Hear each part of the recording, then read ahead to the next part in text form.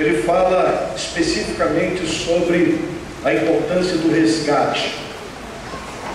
Jesus olha para cá e está contando uma parábola. E nessa parábola ele dá 3 exemplos. E os 2 primeiros exemplos falam a respeito do resgate. O primeiro resgate, o resgate de uma ovelha. Jesus conta essa parábola do resgate em que um pastor, ele sai a procurar uma ovelha desgarrada. Ele sai para buscar uma ovelha que se perdera. Ele tinha 100 ovelhas, e é muito próprio, e até nos dias de hoje, lá em Belém, que fica a 8 quilômetros de Jerusalém, eles ainda cultivam essa tradição de apacentar as ovelhas, levando as ovelhas para pastar, levando as ovelhas para beber das águas cristalinas. Esse pastor sai e, quando retorna, ao contar as ovelhas para recolocá-las no redil, ele percebe que falta uma. Na sua contagem falta uma. Ele conta, ele reconta, e falta essa ovelha. De 100 são 99, e ele sai para resgatar essa ovelha. A segunda parábola dentro dessas 3 parábolas contadas por Jesus em uma, é o resgate de uma moeda que se perde dentro de uma casa. A Bíblia diz que a mulher, ela tem 10 dracmas, e que ela poderia muito bem dizer assim: ela está aqui dentro, eu não perdi essa dracma lá fora, eu estou muito exausta, eu estou muito cansada, então eu vou procurar essa dracma uma outra hora. Mas a Bíblia diz que ela procura aquela dracma até encontrar. Ela varre a casa, ela acende a candeia, e depois que ela resgata a dracma, a Bíblia diz que essa mulher, ela dá uma festa. Diga bem forte: ela dá uma festa. Ela dá uma festa porque aquela dracma, ela representava uma parte do salário daquela mulher. E ela não havia perdido essa dracma fora. Ela perdeu essa dracma dentro de casa. E encontra, resgata e faz uma festa tremenda. Agora preste atenção, me ajude. Eu sei que está muito quente. Eu sei que as crianças estão chorando. Eu sei que esse momento da pregação, às vezes, o inimigo quer desviar a nossa atenção. Mas preste atenção para cá, porque apenas uma meditação não é uma pregação. O apóstolo vai pregar amanhã. Eu quero apenas encerrar com uma meditação. Preste atenção. Essas parábolas, que é uma parábola só, mas que Jesus está falando especificamente sobre resgate. As 2 primeiras abordam fundamentalmente o amor de Deus, que vai buscar 2 coisas. Primeiro, uma ovelha que está perdida, e depois um resgate de um valor, de algo que é muito precioso, que se perdera dentro de casa. A ovelha é reencontrada e a moeda é reencontrada. Agora, na parábola do filho pródigo, presta atenção, você que gosta de ministrar a palavra, que é pastor, que é levita, que é líder, Jesus, ele muda um pouco o escopo dessa parábola. Ele muda o tom, porque na verdade o rapaz, ninguém vai atrás desse rapaz para ele ser resgatado. Há um resgate sim, mas ninguém vai atrás dele. Escute isso: ele cai em si. Quero repetir essa expressão porque está no texto. Ele cai em si, e ao cair em si e perceber o que está à sua volta, a miséria, e a desgraça em que ele se encontra, ele cai em si, e ele ali, numa ação, numa atitude, ele resolve voltar para a casa do pai. Se as duas primeiras falam sobre resgate, a terceira também tem esse tom, mas o rapaz volta para casa. Agora, a parábola do filho pródigo, ela precisa ser entendida assim. Escute, Jesus está contando essa parábola porque naquele tempo havia uma classe radical, conhecida como os fariseus e os escribas. Eles eram soberbos. Os fariseus e os escribas, eles se jactavam naquele tempo, eles se orgulhavam naquele tempo, porque eles queriam passar para as pessoas que eles eram intelectuais, que eles eram inteligentes, que eles eram cumpridores da lei. Eles davam o dízimo, eles iam à sinagoga, eles cumpriam a Torá. Noutras palavras, escutem, Jesus está contando esta parábola e está acrescentando o filho pródigo para trazer uma lição para nós, que ela é muito importante. Essa classe dos fariseus e dos escribas, eles eram tão soberbos que eles achavam-se os donos da verdade. Eles tinham conhecimento das causas, eles tinham conhecimento da lei. Então, se alguém precisasse de alguma coisa, deveria procurá-los. Só que, na religiosidade deles, eles olhavam para os publicanos e pecadores como uma classe irrecuperável. No contexto dessa classe religiosa, os publicanos e os fariseus eram uma classe irrecuperável. Eles viviam ou estavam irremediavelmente perdidos.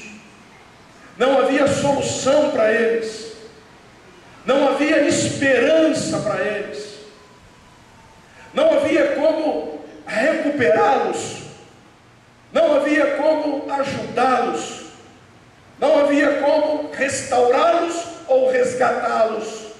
Por isso, Jesus está contando esta parábola.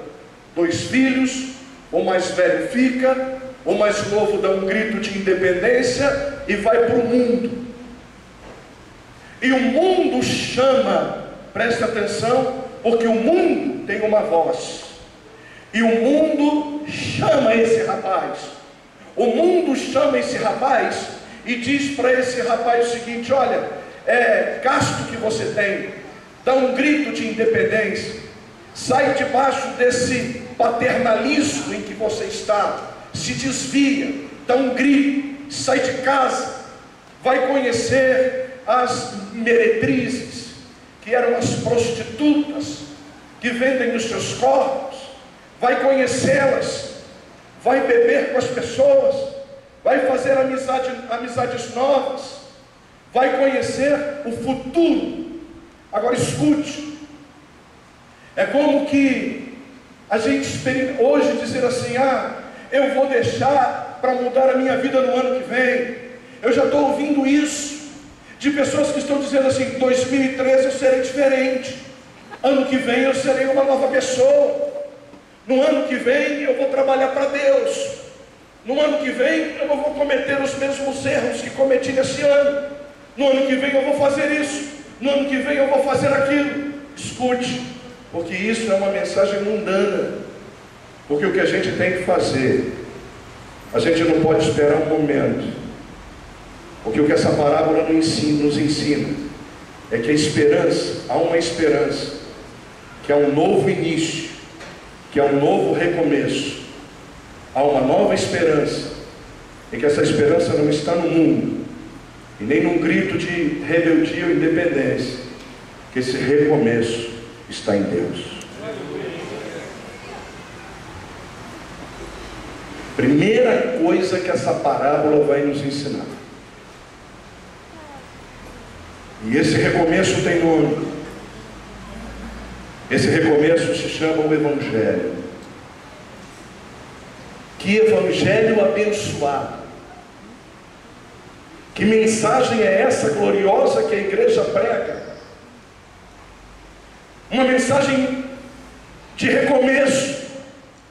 E Jesus está dizendo, pastora Rosângela, pastor Marquinhos, que até os publicanos podem, até os pecadores e os miseráveis têm esperança. Tem esperança para aquele que está no fundo do poço. Tem esperança para aquele que perdeu tudo. Tem esperança para aquele que está na sarjeta. Que tem esperança para aquele que está na miséria. Olha a vida do rapaz. Leia em casa Lucas 15, de 11 em diante. Eu não vou ler o texto, só vou dar algumas pinceladas, vou pensar algumas coisas nesse texto. Onde esse rapaz chegou? Ele tinha tudo, ele era feliz, ele tinha o seu quarto, ele era amado pelo pai, ele era querido pela fazenda, ele tinha dinheiro no bolso, ele era uma pessoa feliz e abençoada. Mas agora não tem mais nada, agora gasta tudo, estava num país distante. E olha o que o texto diz: ninguém, diga ninguém, bem forte, diga ninguém, diga ninguém lhe dava nada, ninguém. Ele estava desesperançado, ele agora está vivendo uma vida miserável, ele havia gastado tudo, aqueles prazeres transitórios, ele já não tem mais, não tem esperança. E o que acontece com ele? Olha para cá, é uma rápida meditação. Ele vai procurar um emprego. E Jesus está contando aqui essa parábola, e ele está trazendo uma palavra para o judeu também. Porque você sabe que o judeu detesta porco. E esse rapaz é judeu. E ele está precisando de dinheiro. Ele está precisando comer.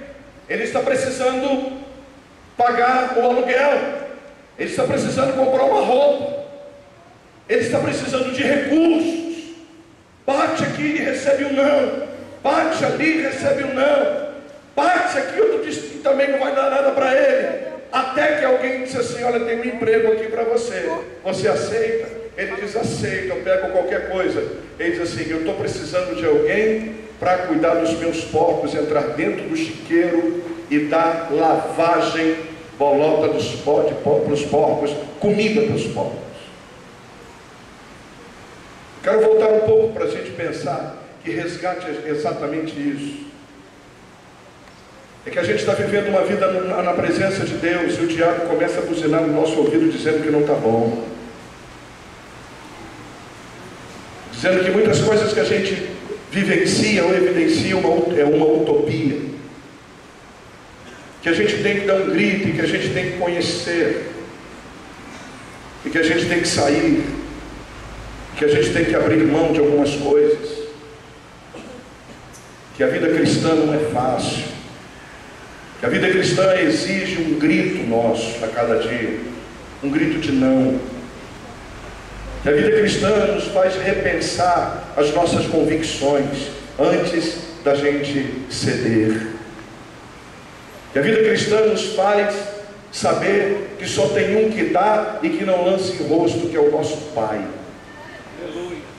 Ninguém dava nada. Ninguém dava nada para ele, mas ele tinha um que sempre deu. Ele tinha um que o amava, que o abraçava, que o beijava, que era o Pai. E aí então agora ele está dentro de um chiqueiro, e é ali que ele faz um discurso. É esse discurso que a gente tem que fazer, não para o inglês ver, não para o próximo ver, não para alguém escutar, mas é um grito que a gente tem que dar dentro de nós mesmos, dizendo assim: Pai, pequei contra os céus e perante ti, já não sou digno de ser chamado teu filho, me trata como uma pessoa comum, me dá um trabalho aí na fazenda para que eu possa ganhar um dinheirinho. Eu errei mesmo, me trata como uma pessoa comum, meu pai, eu quero voltar. Mas o que é interessante é que só o Evangelho, só Jesus Cristo, só esse homem maravilhoso oferece um recomeço para o drogado, para o destruído, para o ímpio, para o bêbado, para o miserável.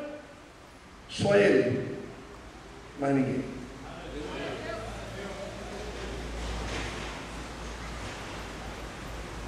Mas depois mas precisa haver um recomeço. Esse recomeço é hoje. É recomeçar hoje.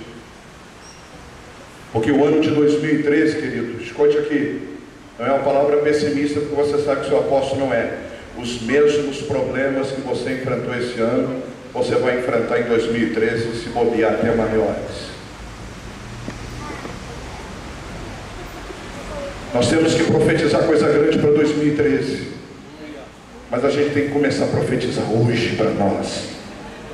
Dizer: Senhor, a partir de hoje, eu sou um novo homem. Eu sou uma nova mulher, cheio do teu Espírito, da tua unção. Se é isso que você quer para a tua vida agora, levante as tuas mãos acima da tua cabeça e aplauda o Senhor dando glória.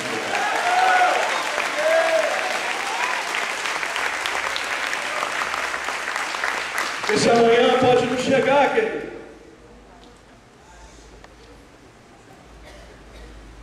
Quantas pessoas fizeram votos e ficaram em cima de uma cama? Alguns dias atrás eu estava no funeral pregando para uma pessoa que morreu aos 53 anos de idade. Esse homem disse para a mãe: mãe, em 2013 eu volto para a igreja. Voltou? Então é hoje. É hoje que a gente tem que dizer assim: Senhor, independentemente da situação que eu estou vivendo, você sabe o que agrada a Deus? O que agrada a Deus não é o grito de independência, mas o que agrada a Deus é o grito da dependência. Quando a gente diz assim: Senhor, chega, eu quero ser totalmente dependente de Ti. Esse rapaz, ele cai em si. Olha que coisa maravilhosa. Olha para o apóstolo. O que é cair em si? Cair em si é ver a situação que está à nossa frente, a situação que está do nosso lado e a situação que está na nossa vanguarda. O que é que nós estamos comendo? O que é que nós estamos bebendo? Será que a comida que eu e você estamos comendo é comida de seres humanos? O menino estava comendo bolota de porcos, o menino está comendo lavagem. Como é que está a nossa situação financeira? A gente olha ao nosso lado, temos dinheiro, estamos pagando as nossas contas, estamos abençoando a obra de Deus, estamos abençoando alguém, ou será que não? A gente tem que te pedir pelo amor de Deus e qualquer coisa pegar. Será, querido, escute, que a gente só vai viver uma vida santa quando acontecer conosco o que mesmo aconteceu com o filho pródigo, que vai no fundo do poço, que já não tem mais o que descer, para reconhecer: eu tenho que voltar para o meu pai. Eu tenho que voltar para o meu pai, porque lá é o lugar que eu nunca deveria ter saído.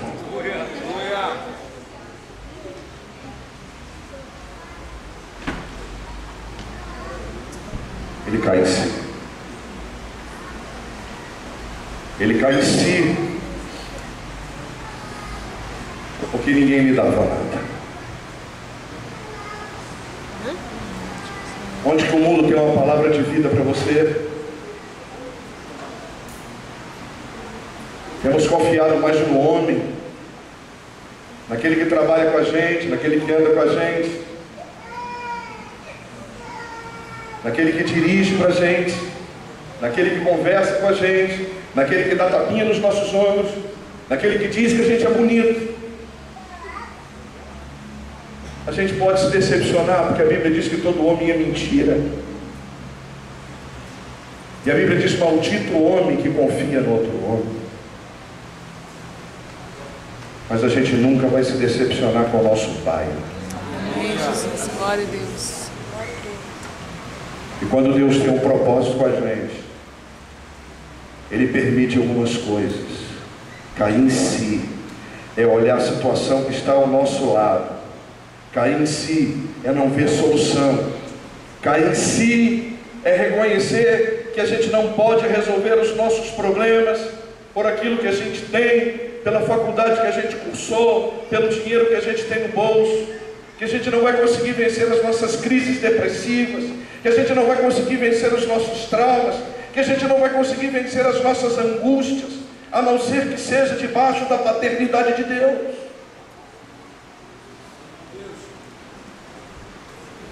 Esse menino então resolve voltar. Eu fico pensando como ele volta.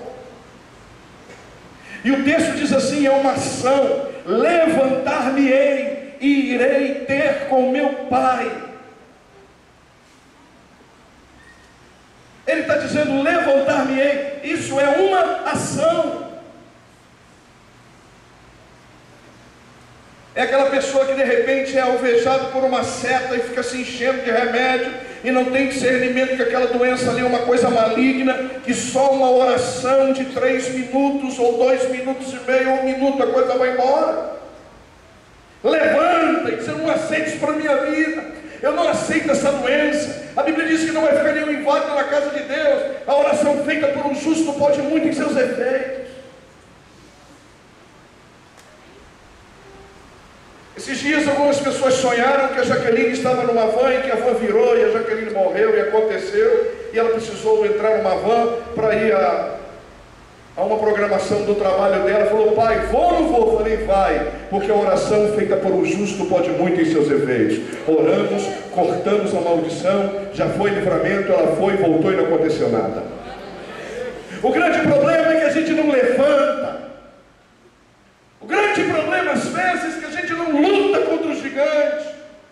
A gente olha para o gigante e fica coado, e fica conversando: como é que a gente faz para botar ar-condicionado na igreja, hein? Como é que a gente faz para botar teto rebaixado, hein? Como é que a gente faz para trazer fulano, hein? Como é que a gente faz para salvar a cidade? Às vezes a gente olha para o gigante e não vai contra ele na força do Senhor dos Exércitos. Às vezes a gente olha para a crise financeira e recua, dizendo: é maior do que eu. Às vezes o diabo está vindo contra nós e nós recuamos. Sonhamos que estamos libertando pessoas endemoniadas, levantamos cansados. Esses dias eu sonhei que estava orando por uma mulher e a mulher estava endemoniada. De repente ela levantou e foi liberta. E eu amanheci cansado, mas não me entreguei, levantei, orei, dizendo: Senhor, me renova, me fortalece. Levantar-me-ei e irei ter com meu pai.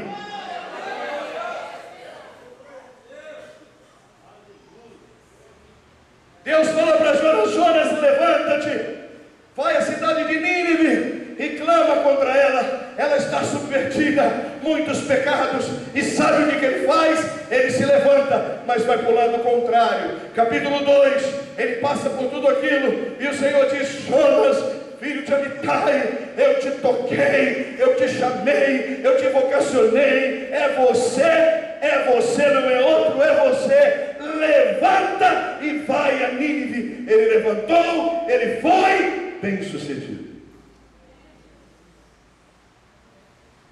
Tem que haver uma ação.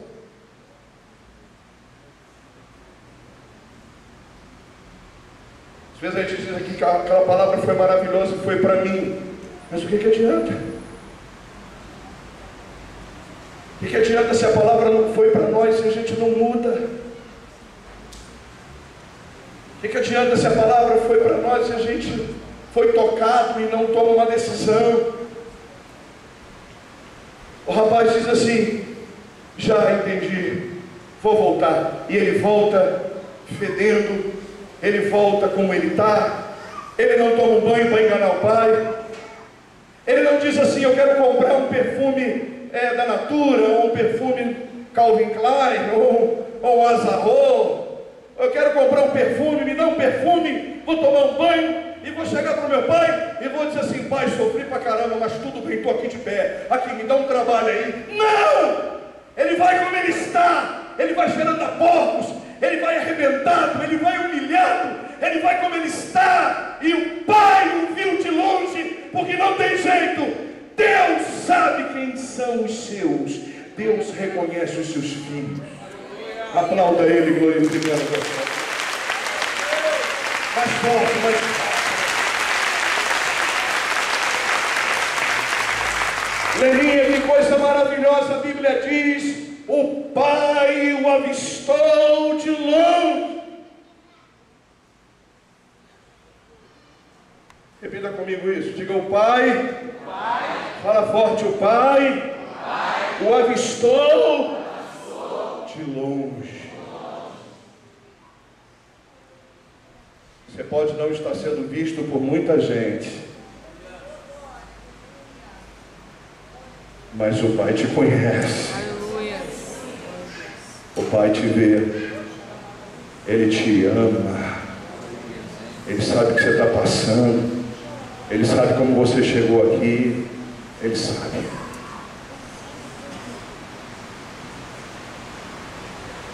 Quando aquele menino vem andando, a Bíblia diz, o pai sai correndo ao encontro dele e o abraça.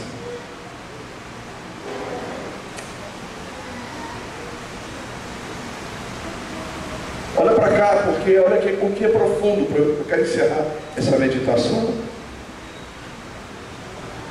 Saudades que o pai tem do filho.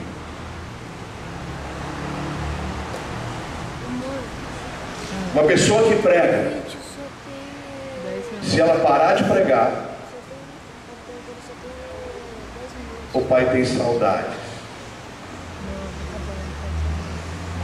Uma pessoa, pastor Marcos Vinícius, que tem o ministério de libertação e para de libertar, o pai tem saudades.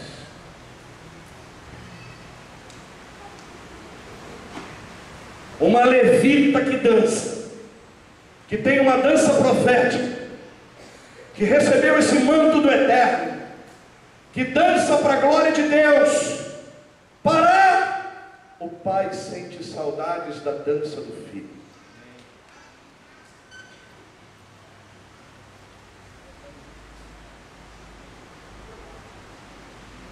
E o texto nos diz que o pai sai correndo e abraça. Que mudança! Porque agora o filho, sujo e fedendo, sente o cheiro do pai. É como se o pai dissesse: meu filho, como é que você está? E o filho dissesse: como eu precisava desse cheiro, como eu precisava disso. Por isso que Paulo diz que nós somos o bom perfume de Cristo, que há o cheiro para a vida e há o cheiro para a morte, que nós somos a carta que todo mundo quer ler. E aí, naquele momento em que o pai abraça o filho, o pai dá um grito, porque o reconhece, pede para fazer uma festa.